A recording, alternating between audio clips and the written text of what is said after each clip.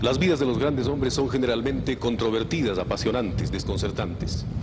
Como en programas anteriores, hoy asistimos a la vida de un gran ecuatoriano, pero esta vez no encontramos nada novelesco ni espectacular. Lo único contradictorio es su pequeña estatura física que se antepone a su enorme condición académica y pastoral. El cardenal Pablo Muñoz Vega cumple el día de hoy 87 años. Por eso destinamos este programa a su obra y a su vida.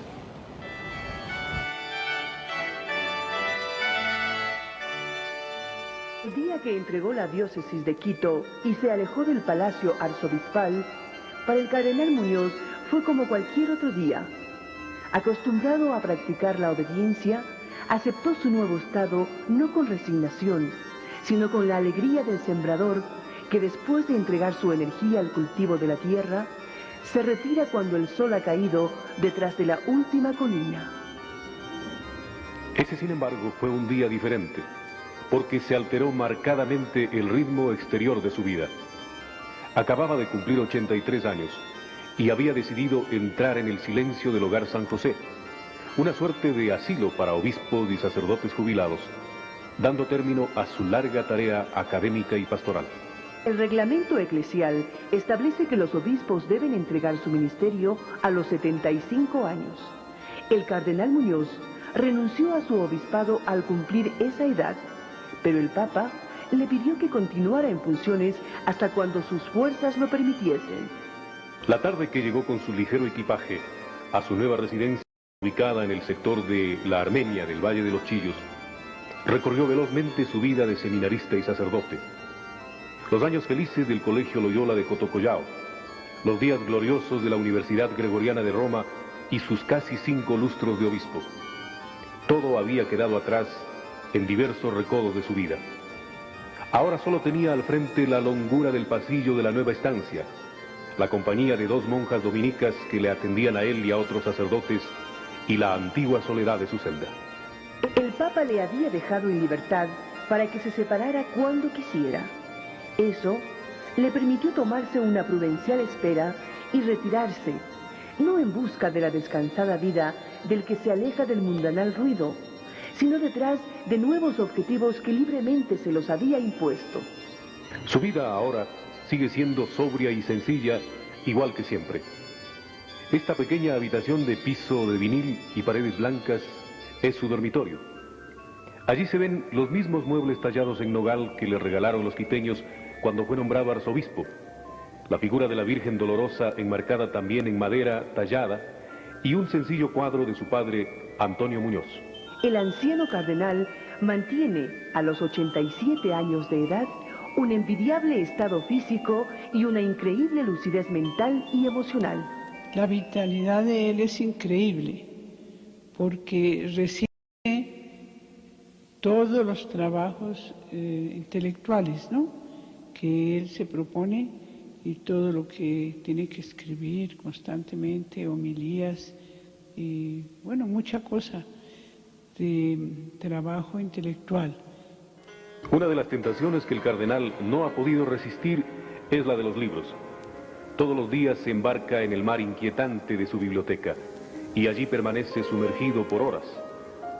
Una de las religiosas que le cuidan relata la increíble fortaleza del anciano sacerdote que vive para sus libros, pero también para escuchar, orientar y ayudar a muchos sacerdotes y gentes de diversa índole que acuden en su búsqueda. Pues lo que vemos nosotros exteriormente es una vida muy sobria. Él se levanta, a las 7:30 está en la capilla para decir la misa todos los días. Y luego se va a su escritorio, donde permanece horas enteras trabajando, recibiendo constantemente personas que le solicitan. Las monjas cuentan que su comida es muy sana pero sobria, con 2 cafecitos colombianos por la mañana. Él siempre se ha tomado, según mismo nos cuenta, 2 cafecitos, uno por la mañana y otro a las 11, y después no le vemos tomar ninguna vez tinto, pero sí, como está con las colombianas, debe ser que le gusta. En 1903, la vida campesina del pueblo de Mira giraba alrededor de la iglesia parroquial. Don Antonio Muñoz, un hombre de luenga barba, con apariencia de patriarca, perdió de pronto su imperturbable calma y saltó hasta el tumbado, cuando la partera le anunció que su cuarto hijo, que acababa de nacer, era varón. Segundo Pablo Mardoqueo fue el único varón y el último hijo de la familia Muñoz Vega. Tímido e introvertido, el pequeño Pablo fue hechura de su padre, que le entregó una sólida formación cristiana y se convirtió también en su primer maestro y conductor. La formación conservadora de la familia, la austeridad que heredó de su progenitor, su frecuente contacto con la iglesia del pueblo y su temperamento disciplinado e inclinado a la meditación y al estudio, le llevaron a los 12 años al colegio Loyola que mantenían los jesuitas en Cotocollao. Al despedirse en la puerta del colegio, padre e hijo ahogaron su llanto con un abrazo que simbolizaba una larga separación. Para mitigar la nostalgia del hogar, Pablo solía trepar a la terraza del colegio desde donde oteaba el horizonte de colinas, tratando de alcanzar el pueblito de su niñez. Después se entregó de lleno a sus estudios, pero siempre mantuvo una constante comunicación epistolar con su familia. De sus años infantiles, Muñoz recuerda su temprana decisión de entregarse a la vida religiosa, pero también su pasajera afición por el juego de pelota nacional. Sí, la pelota, pero la pelota nuestra, ¿no? La nacional. Nadie puede dudar que Pablo Mardoqueo nació para cura y de los auténticos. Sin embargo, le preguntamos, ¿qué profesión habría escogido usted de no hacerse sacerdote? No sé decirle realmente con toda precisión, ¿no? Pero tal como entonces sentía yo las cosas, creo que hubiera pensado en algo así como ingeniería para crear algo. Tanto en el Loyola como en el filosofado jesuita, Muñoz impresionó gratamente a profesores y compañeros por su bondad innata y su entrega a los estudios. A casi 80 años de esa etapa de su vida, recuerda todavía el nombre de sus pocos amigos. El principal amigo fue el Monseñor Benigno Chiriboga, que ingresó a sí mismo en ese colegio. Después de aprobar el filosofado con las más altas calificaciones, ejerció la docencia por 4 años en Quito y en Riobamba, hasta que fue enviado a estudiar teología en Burgos, España. De allí pasó a terminar sus estudios en la Universidad Gregoriana y se ordenó sacerdote a los 30 años.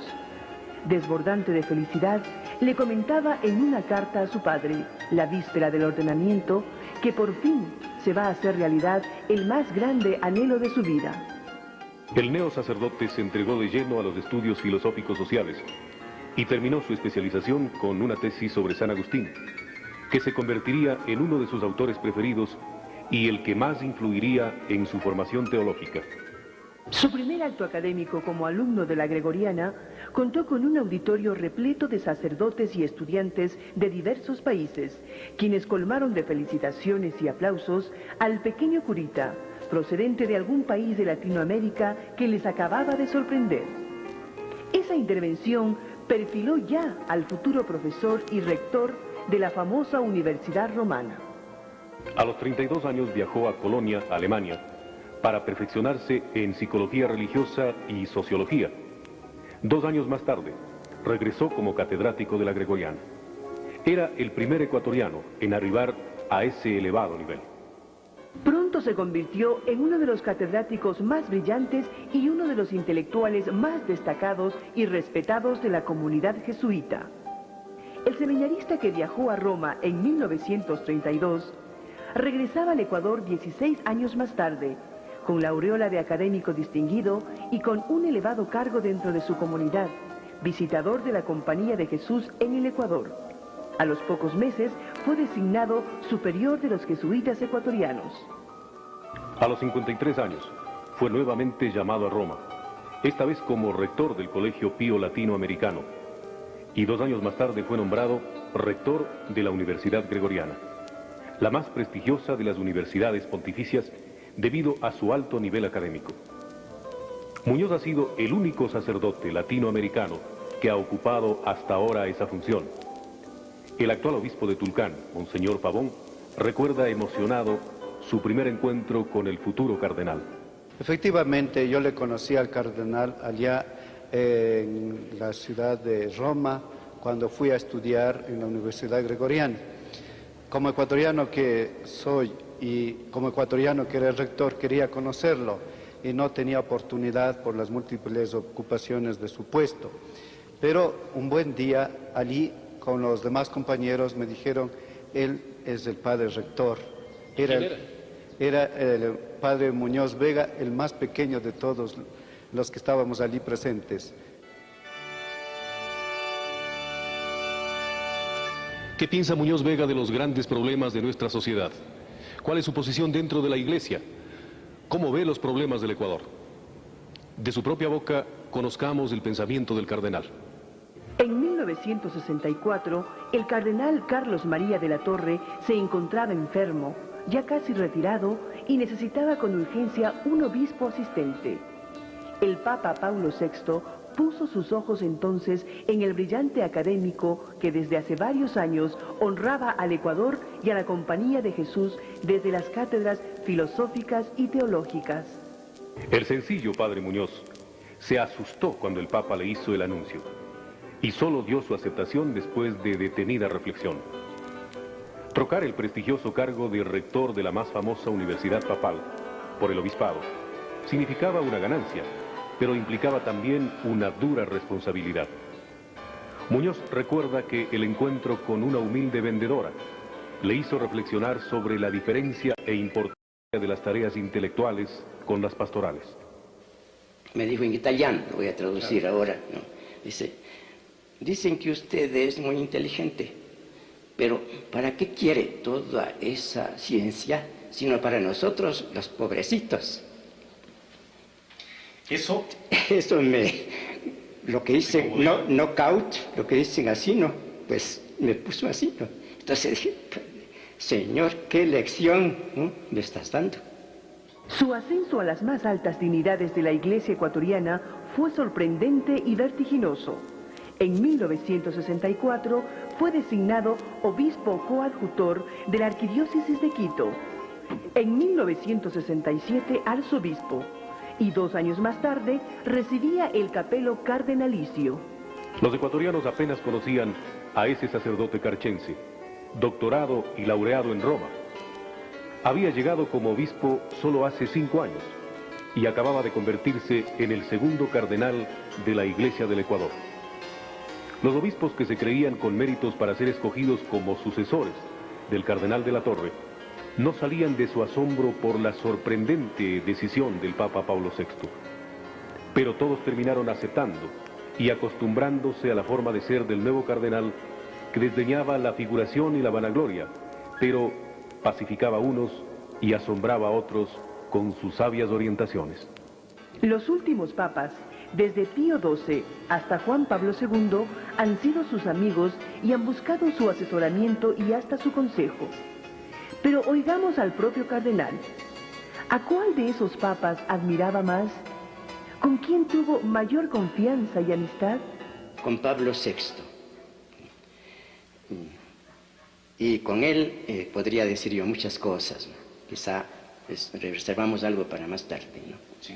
Pero refiriéndonos ahora a lo que es propiamente relación, diría de amistad bien sincera y íntima, ¿no? Con él sí, largamente. Primero cuando era sustituto de la Secretaría de Estado. Segundo, cuando ya fue nombrado arzobispo de Milán. Y tercero, cuando fue el Papa Pablo VI. En sus 25 años de arzobispo, Muñoz Vega realizó numerosas obras. Fundó el movimiento Múnera como una acción práctica de solidaridad humana y de ayuda a los desprotegidos. Reconstituyó la radio católica dando una vigorosa orientación a su programación, creando además algunos centros de ayuda social. Pero debió también afrontar la crisis que afectó a la Iglesia ecuatoriana en los años 70, cuando se cerraron muchos seminarios, numerosos curas desertaron y los católicos se volvieron apáticos y extraños a las prácticas religiosas. Tuvo que realizar lo que él llama una poda de la vid para que reverdezca, para solucionar esos problemas. Tenemos ya seminario mayor en Guayaquil, en Cuenca, en Loja, en Ibarra e incluso en Tulcán. Esto demuestra que realmente el número de vocaciones ha crecido, pero muy considerablemente. Los cambios del Concilio Vaticano imprimieron mayor apertura y actualizaron a la Iglesia. Unos lo tomaron como pasos de avanzada, pero otros se escandalizaron y adoptaron actitudes reaccionarias. El cardenal tiene un concepto muy claro de la trascendencia y connotación de esos cambios.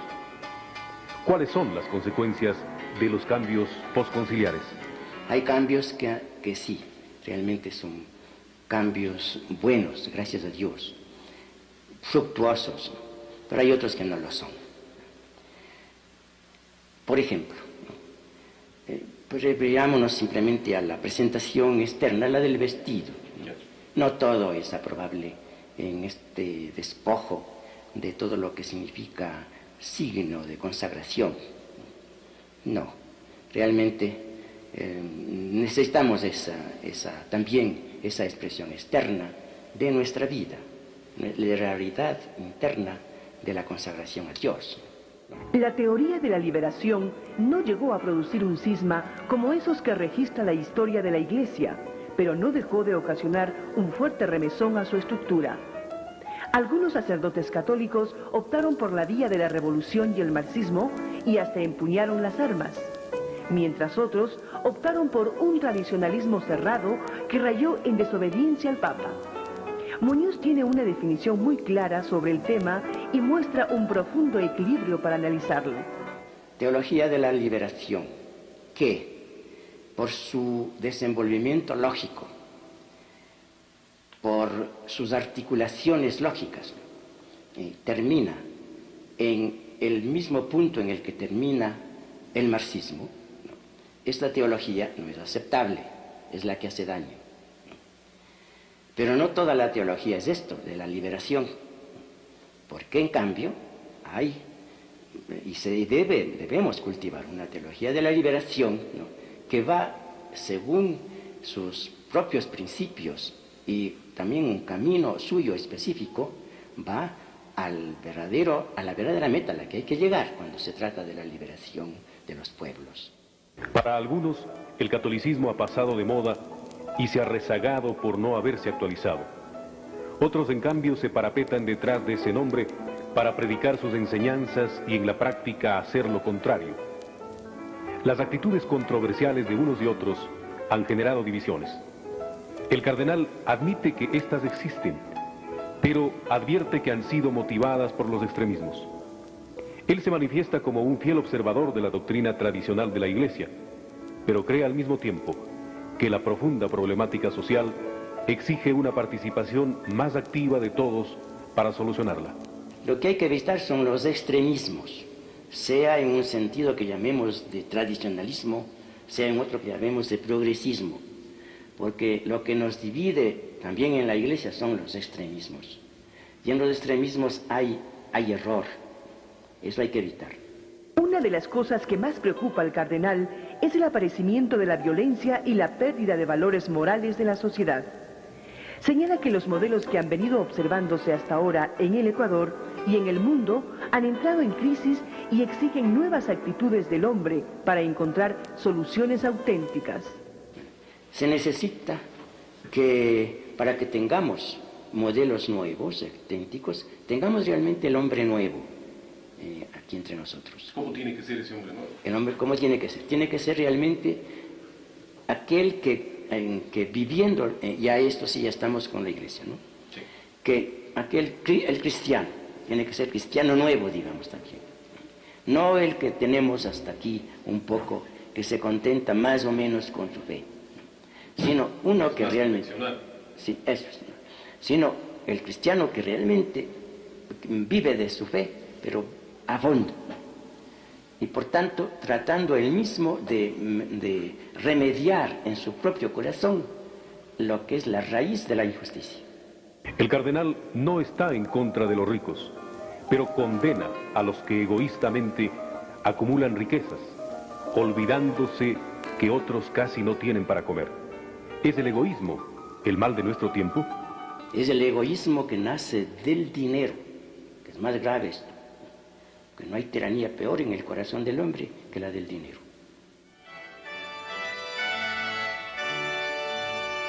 Parece que la inmensa bondad del cardenal les conquistó a todos, a tal punto que nadie quiere hablar de sus defectos. Oigamos lo que piensan de él varios obispos, un ex embajador y un político de extrema izquierda.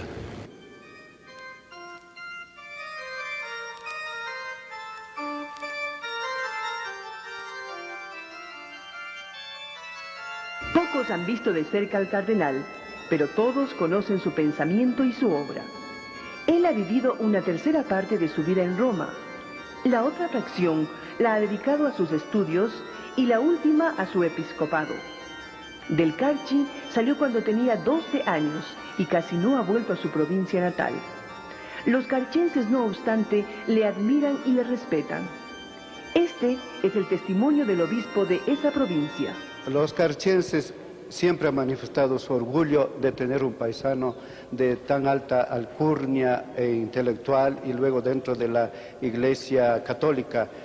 A él le han dedicado toda su admiración y han sabido plasmar en realidades esa admiración. Por ejemplo, si usted va a la ciudad de Mira, de donde es originario el señor cardenal, allí encuentra ya un monumento de bronce dedicado a él. Monseñor Pavón, antes de ser obispo, fue cercano colaborador del cardenal. Para él, el prelado, antes que un jefe, fue un maestro, que a sus colaboradores les enseñaba constantemente con el ejemplo. He aprendido mucho de él en el sentido de la justicia. Es increíble cómo él jamás se inclinó a condenar a nadie y aún sabiendo tal vez que tiene algo que reprocharle, lo hacía con una manera tan caritativa, tan paternal, que salían agradecidos en lugar de salir desairados de algún reclamo que tal vez. Los arzobispos de Quito, Guayaquil y Cuenca, Antonio González, Juan Larrea y Alberto Luna, fueron obispos coadjutores del cardenal. Ellos están de acuerdo en que su ex jefe fue más bien un bondadoso amigo que les guió con prudencia hacia el sitial en que ahora se encuentran.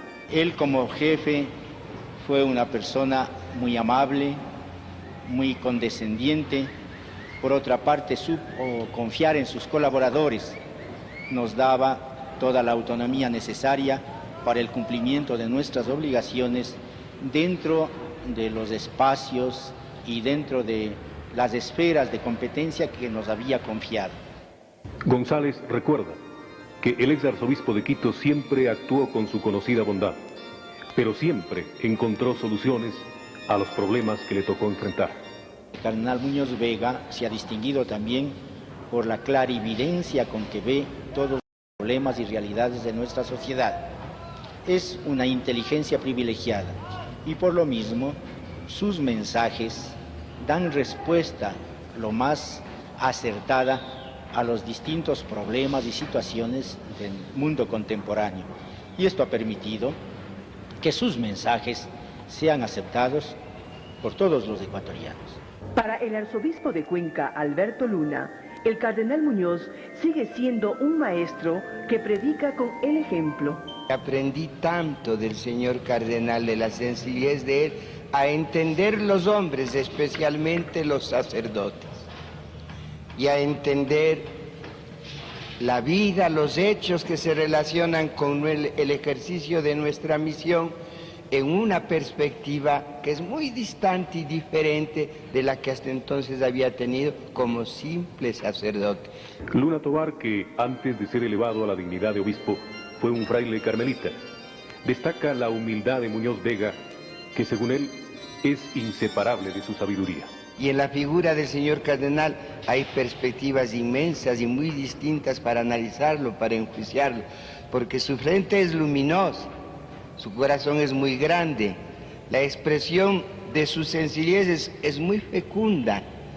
Yo insisto en eso, la expresión de su sencillez, de su pedagogía, y por otra parte, su enseñanza de hecho histórica, lo que ha podido enseñar en las distintas cátedras que ha tenido, es inmensamente rica. Conforma un mundo de culturas que se encuentran en una persona tan simple, tan elemental en su expresión externa, pero tan capaz de enriquecer a los demás con lo mucho que él tiene. El arzobispo Luna hace también otras precisiones sobre la trascendencia de Muñoz Vega como conductor de la Iglesia ecuatoriana en los últimos 25 años. ¿Es un hombre de nuestro tiempo?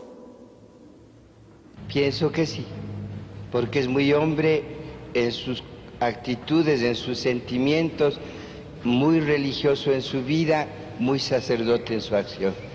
Y el tiempo presente exige más que nunca autenticidad. Debe saber el señor cardenal, porque es hombre que hace examen de conciencia permanente, se le ve en la mesura de sus actitudes, en lo que ha logrado y en lo que no ha logrado sus propósitos, en lo que ha conseguido y en lo que no ha conseguido. Sus exámenes de conciencia deben ser arduos por la delicadeza que tiene, pero yo pienso que en la época en la que le ha tocado vivir, él ha cumplido una gran misión. También recogimos el criterio del ex embajador en el Vaticano, Francisco Salazar Alvarado. Una de las cosas que le impresionaron al ex diplomático es la amistad que Muñoz Vega mantiene con los más altos prelados de la curia romana, quienes continuamente le preguntaban por él. Recuerda además que fue una de las autoridades del último sínodo realizado en Roma. La autoridad que él tiene es enorme. Yo pude constatar dentro del sínodo, en primer lugar, él no era parte integrante del sínodo como arzobispo de Quito, sino que fue designado por el Papa como representante suyo para las sesiones del sínodo, lo cual significaba un honor y una deferencia especial del Santo Padre para con el cardenal Muñoz. Salazar advierte que el propio Papa le preguntaba constantemente por el cardenal Muñoz. No olvide de saludarle especialmente en mi nombre. Y me añadió esto: lastimosamente ya el señor cardenal no tiene la obligación de venir porque ya había cesado en todas sus funciones. Espero que venga a cualquier momento. Es distinto, me dice, cuando tienen obligación pues se ven forzados a llegar por aquí. Pero espero que el cardenal Muñoz en algún momento venga porque aquí es muy necesaria su presencia. Pero el cardenal no es conocido y respetado solamente por los jerarcas de la Iglesia. Lo es también por la gente sencilla, por los guardias suizos y por los empleados de la Universidad Gregoriana, quienes todavía le recuerdan con cariño. En el Ecuador, en Roma y en todos los lugares en los que se ha divulgado el pensamiento y la acción del cardenal, existe un sentimiento generalizado sobre su estatura moral e intelectual. Todo el mundo reconoce la altísima calidad intelectual, moral que tiene y al mismo tiempo su invalorable modestia. Obvio, las dos cosas se unifican en la misma persona y no se pueden separar. El diputado René Molle Mosquera, director del Frente Amplio de Izquierda, quien ideológicamente está en la orilla opuesta del cardenal, tuvo similares comentarios que los de los obispos consultados. Yo podría ubicar a Monseñor Pablo Muñoz Vega como uno o el más ilustre de los prelados que ha tenido el Ecuador. Y digo esto porque quien llegó a ser rector de la Universidad Gregoriana del Vaticano, quien ha tenido las más altas investiduras, quien es un políglota y quien ha sabido manejarse en muchas coyunturas políticas del país con un gran equilibrio, ha sabido comprender coyunturas políticas en el país, desde la óptica de su fe, de la fe cristiana, de la fe religiosa, merece el respeto. También el diputado comunista parece que se dejó atrapar por esa apariencia de campesino bondadoso que tiene Muñoz Vega, detrás de sus gruesos lentes de intelectual y de su negra sotana. Él, que es de un origen modesto, de origen campesino, su padre fue un agricultor, un ilustre carchense, pues nació en la ciudad, en el pueblito de Mira. Me parece que esa circunstancia de su vida lo hizo conocer de cerca al hombre ecuatoriano, al trabajador de la tierra. Y en ese sentido él receptó todo aquello, es decir, la bondad que él irradia, la modestia que él irradia, porque hay que decirlo que es un hombre extraordinariamente modesto, equilibrado, es lo típico del campesino ecuatoriano. Una de las cosas que más le ha impresionado al abogado Mollé es la actitud del prelado frente a los problemas sociales, equiparable con la que mantuvo el desaparecido obispo de Riobamba, Monseñor Leonidas Proaño. Igual que los demás entrevistados, Mollé tampoco quiso encontrar defectos en Monseñor Muñoz Vega.